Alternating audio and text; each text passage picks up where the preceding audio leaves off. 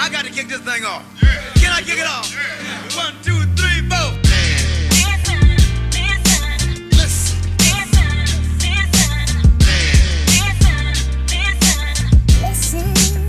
Ladies and gentlemen, listen.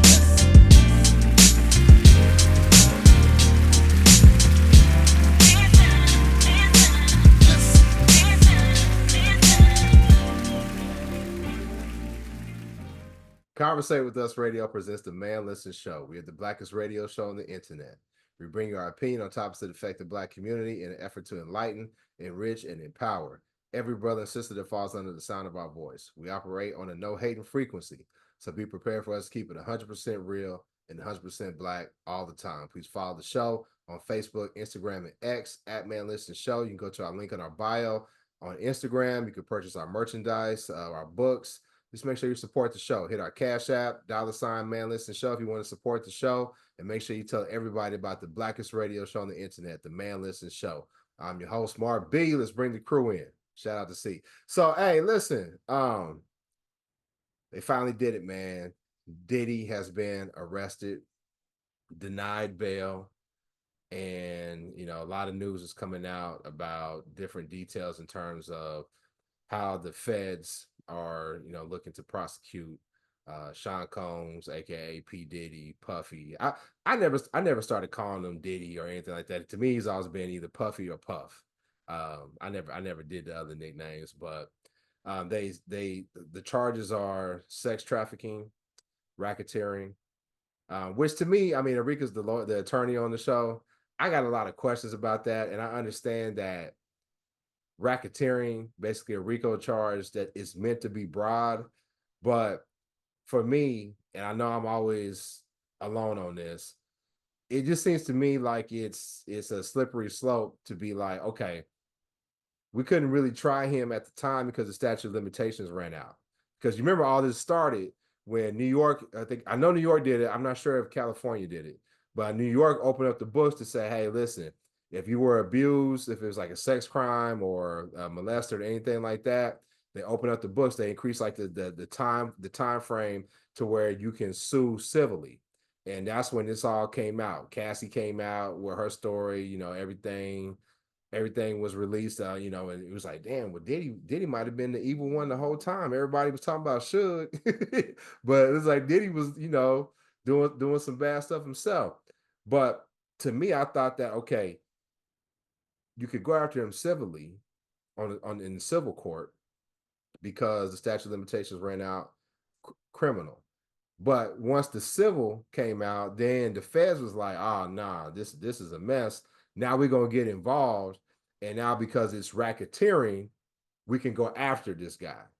To me, that just seems like, okay, how are we protected if they can just say, okay, well, we find out now that you did some stuff, we can put it all together and then we can go after you. How does that make sense, Arika? Make it make sense for us. How are we protected from not being prosecuted for criminal activity or not? Well, here's the thing. There's a statute of limitations for a reason. Yes. Right? Statute of limitations for a reason. And if they could just say, hey, listen, yeah, we know the statute of limitations, but because we want to get you, we can. What's to stop them from saying, like, yeah, we know we're supposed to have a warrant, but because we want to get you, we're just gonna search your car. Like it has to be, you have to have a line and you have to adhere to that line. That's the whole point that I'm making. If they can just change the rules for one thing, what's to stop from changing the rules for something else? I mean, I agree that that's a concern, but the statute of limitations for civil cases and criminal cases is always different anyway. The I know prosec that, and that's what I'm saying. The statute of limitations ran out for criminal, but they extended it for civil.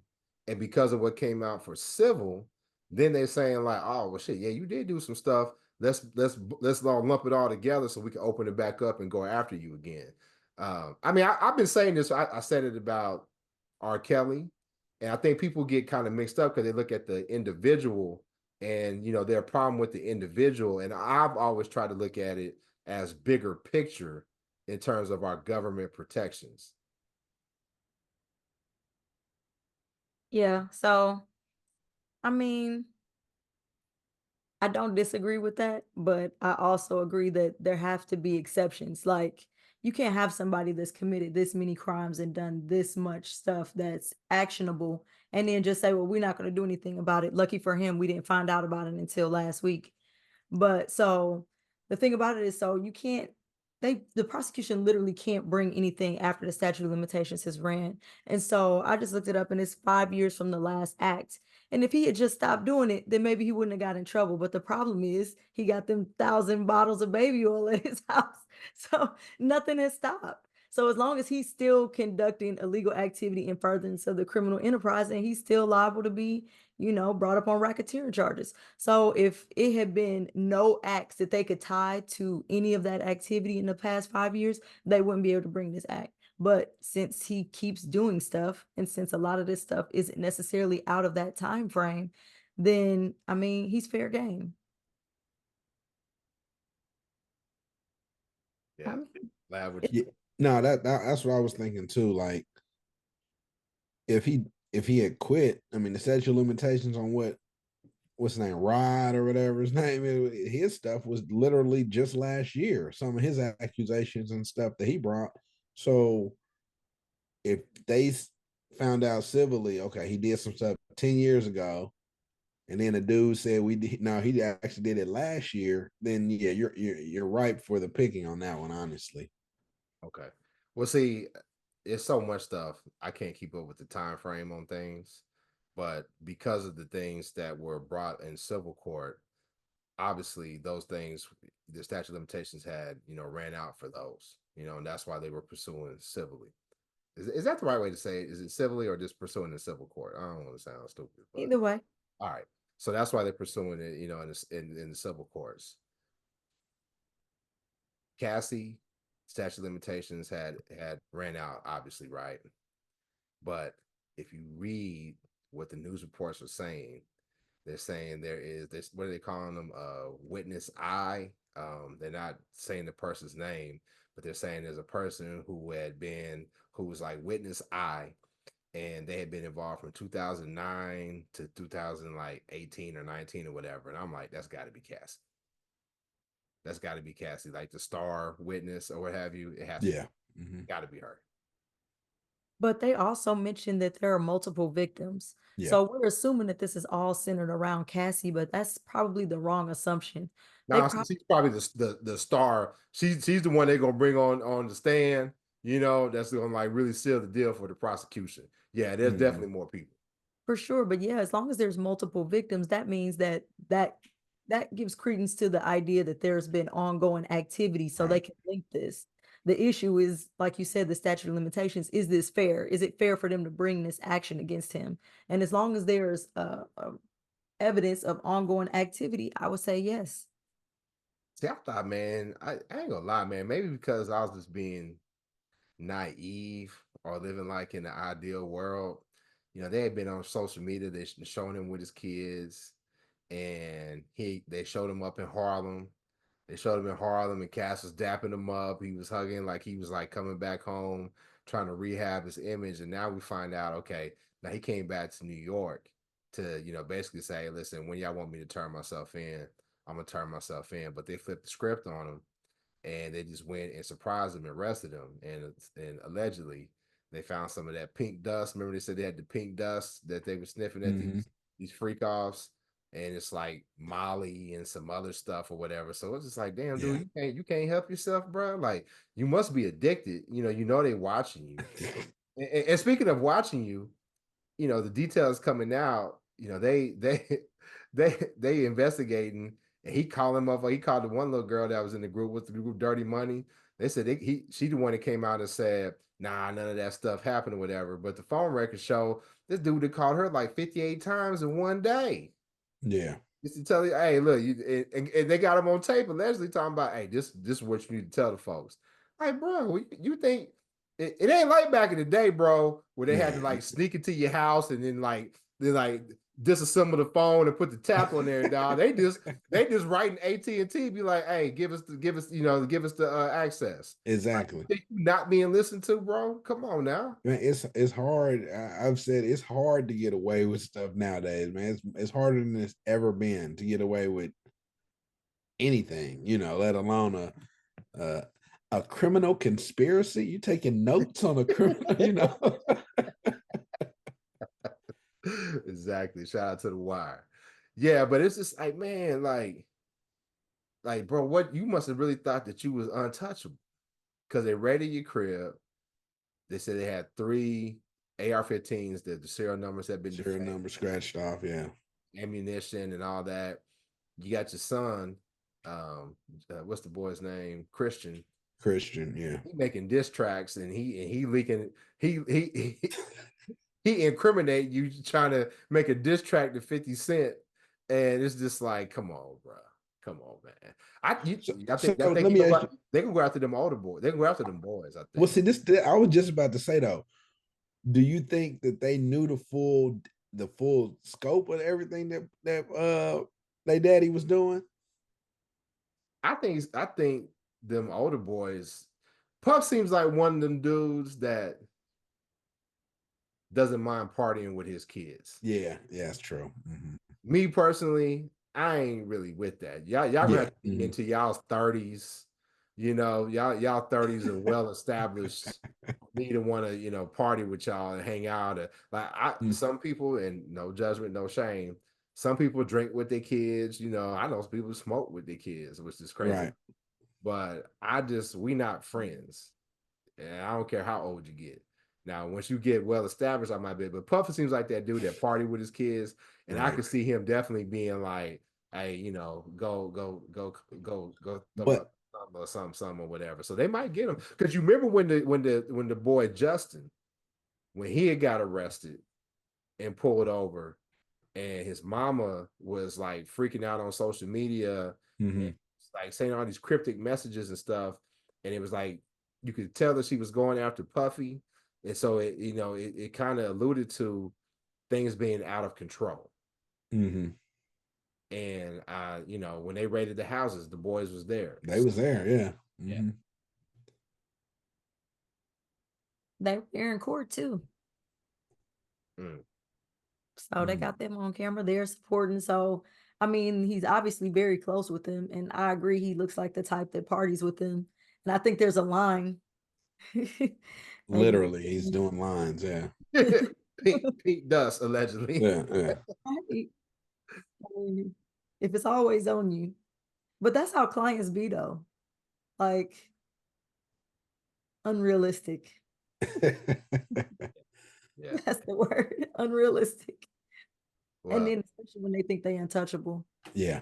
He obviously does. And he probably more so than just your run-of-the-mill person has reason to feel untouchable because he's like, I've been getting away with this since 93 or whenever, and nothing's happened. I was involved in some high-profile incidents and I was able to skirt blame on a lot of them. So he probably was feeling himself. Probably did feel like he was untouchable.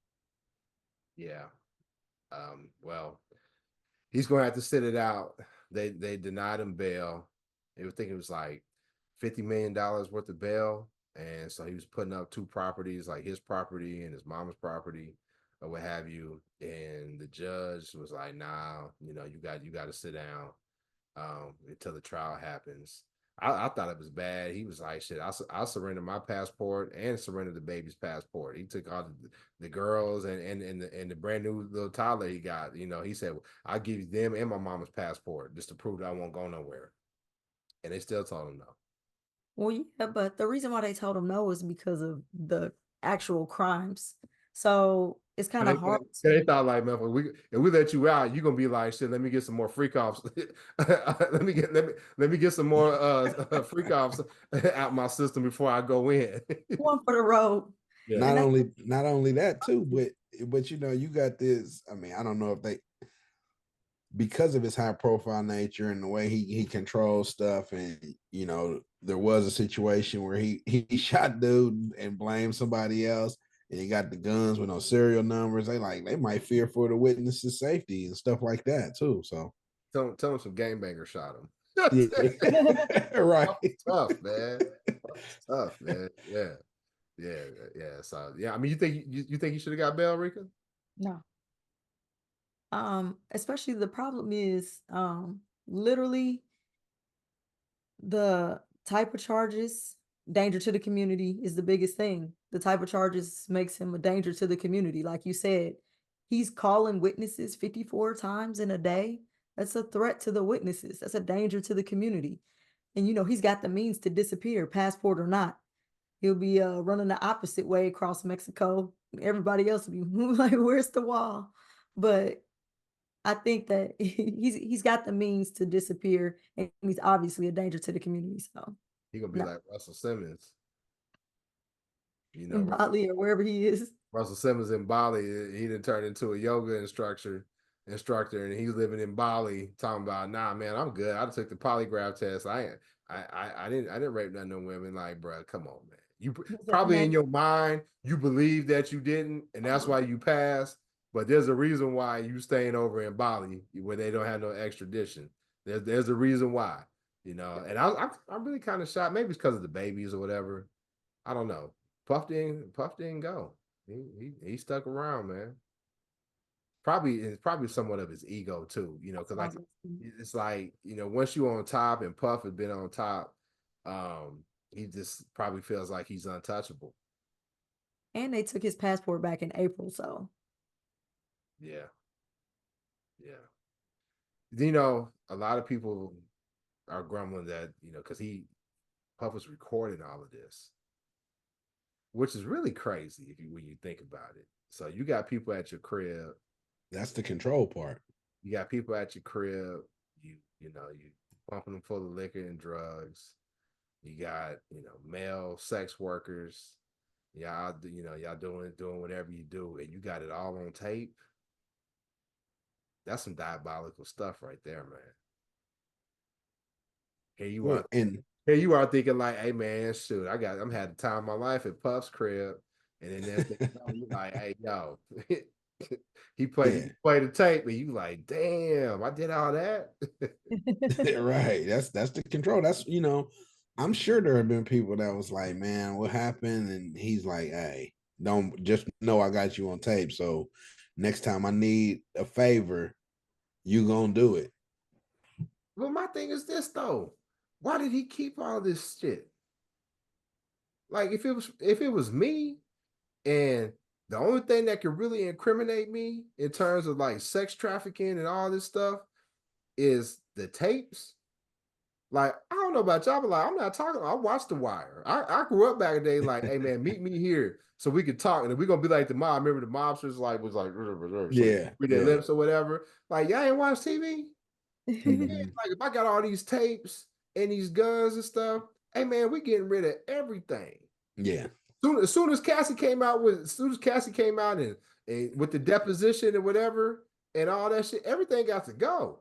No, as soon as she called and asked you to buy the autobiography, everything should have. But it should have never been in his house, in his possession anyway. Yeah. This the thing though, is you need to have a house not in your name. And for you to have the monitoring setup that you did, he probably had some company that was doing that. So even if he got rid of it, they still would have had a copy of it, though, I'm sure. Maybe. Maybe. Maybe. So they said he could what's the maximum sentence is life. Do you think that these crimes warrant life in prison? So, I'm biased in this department. So, outside of my personal opinion, my professional response is that the federal guidelines are very specific.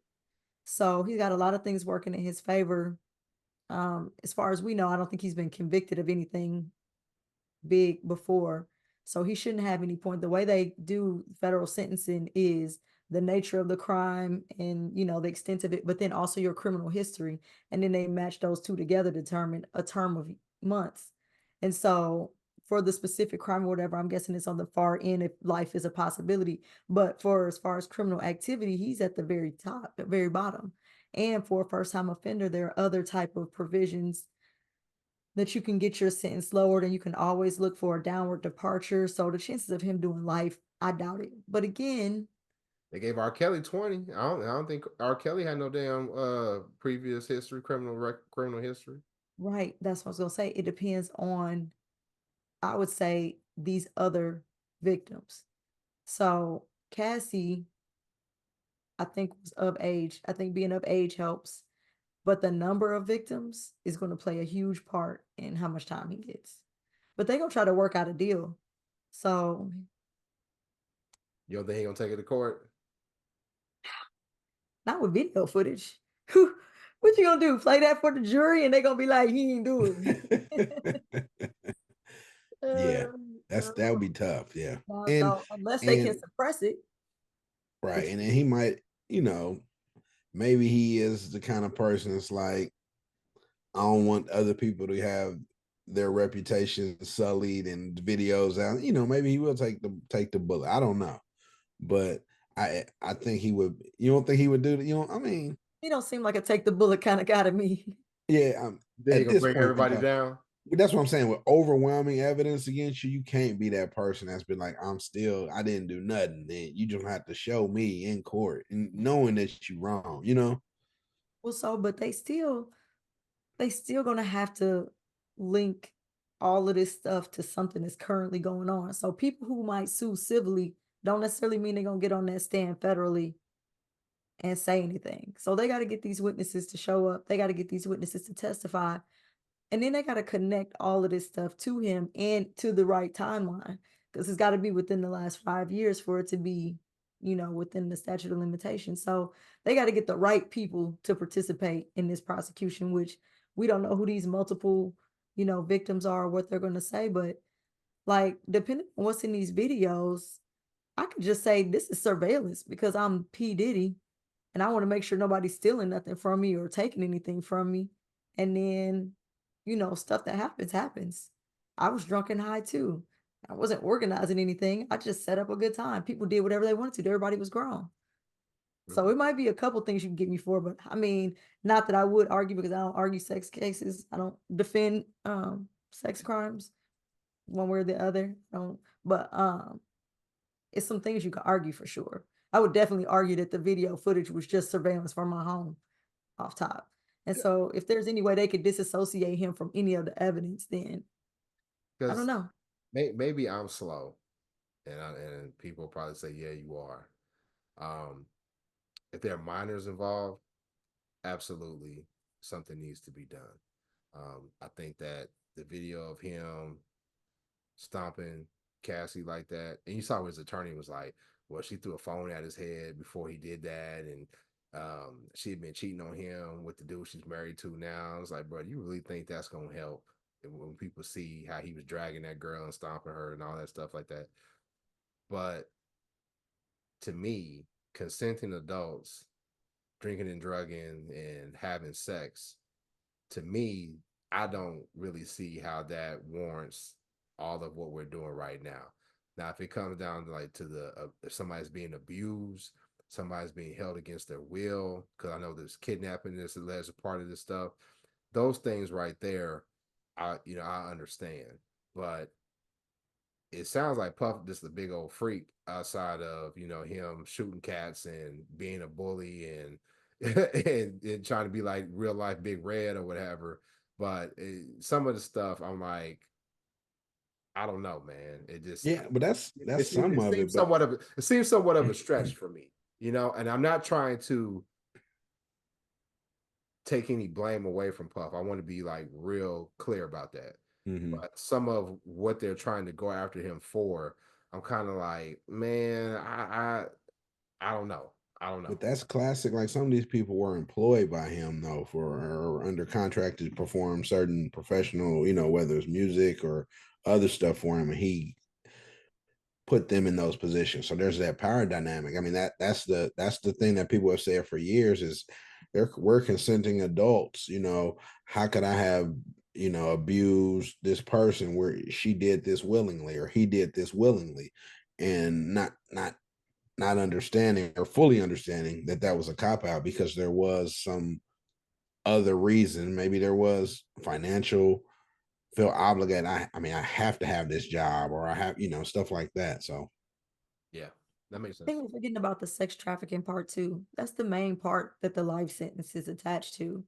It's the part about moving these girls from state to state and making them do stuff. So it's another thing if Along with there's dudes, he had some male sex workers too. Yeah. these individuals that were taken from state to state, if their testimony is that they went unwillingly, because it says by force or coercion, then that means he was forcing these people to travel to go to these islands or wherever they were going to perform these acts. That's the sex trafficking part. And then that's also the criminal enterprise because he's getting his staff to go out and get these people, wrangle them up, and then book them flights, get them passports or whatever, transport them, put them in hotels, and make sure they perform these acts. That's a criminal enterprise. And that's all centered around this sex trafficking part. So if any of these staff, employees, or victims say that all of this was happening, then he's cooked, as the children say. We definitely gonna keep track of it, see how things go. I know a lot of people's story is different. People have different experiences that they've been through. I think it's a shame of what happened to the victims. I also think it's a shame that at one point in time, Puff represented a good example of Black wealth, and how we can use that in the community in terms of Revolt TV, ownership of different clothing brands, music labels, liquor brands, and all those things. He was a good example of entrepreneurship and how we can strive to achieve wealth. And it's a shame what happened to the victims, but it's also a shame that this is another example of somebody letting their lack of discipline, self-control, or whatever bring them down, and how that ultimately affects the community. I think people keep saying, I said in previous shows, and I hope that it does not happen. You know who they're going after next, though? Yow's boy. Who? Hope. Uh, People keep saying it, because here's the thing. But people keep saying a lot of stuff, man. The dominoes keep falling, and people's like, well, who else going to be you? Like, Kevin Lyles just stepped down. They was like, is he going to be next? Is he on the videotapes and all that stuff? And yeah, it's a mess. So Man. so But basically, you know who the winner in all this is? People like me who got tired of hearing people complain about Lil Wayne not be chosen to be on the Super Bowl. This kind of just supplanted all that stuff. You know what I'm saying? I got sick of hearing about Wayne not being chosen to be in the Super Bowl just because it's in New Orleans. I was so tired of hearing about that. I ignore people, but yeah, I wouldn't say that Puff's lack of discipline or whatever is what caused his downfall. He's clearly a psychopath, which I think he kind of gave us a hint of when he was doing Making the Band, making the walk to get cheesecake and stuff. We just didn't want to believe it. walk to Brooklyn. Yeah. Right. If we were only getting a glimpse of what he was doing to his staff, his employees, his artists, and now seeing what he was doing to Cassie, stuff like that. I mean, he's a psycho. He's been a menace, and mostly a menace to the Black community, and that's the worst part. Yeah. And that's the worst kind because they do it under the guise of helpful to the community the whole time they knowing that they're tearing at the fabric of a lot of people, a lot of the basic things that we enjoy about life, man. They killing, I'm not gonna say literally killing people, but they are taking people's spirit is so, I mean, it's bad, man. He's probably destroyed a lot of lives that we don't even know about, man. And you can't add that up. You can't count the cost of that. And a lot of times we overlook it because he did give $2 million to my school, or he did do this, and I think we need to get away from letting people get a pass because they give monetarily to certain things and we overlook their character. And this isn't new. People have been saying this about Puff for years. So well, we'll definitely stay watching it, and we'll talk about this as new things come out. Make sure you go to our social media, Facebook, Instagram, and Twitter at manlistenshow. Make sure you tell everybody about the Blackest Radio Show on the internet. Oh, go to our YouTube, click that bell icon so you can be notified when a new show comes out, and we'll holler at you next time. Peace.